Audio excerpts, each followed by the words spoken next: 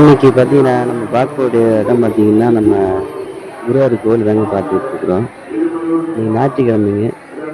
அத முன்னிட்டு குருவாயூர் வந்திருக்கிறோம். சரியான கூட்டங்க இன்னைக்கு குருவாயூர்ல.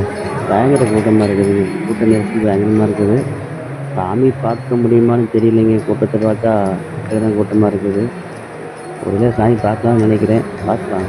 கூட்டம் பாருங்க எவ்வளோ கூட்டமா இருக்கு. சரியான கூட்டங்க.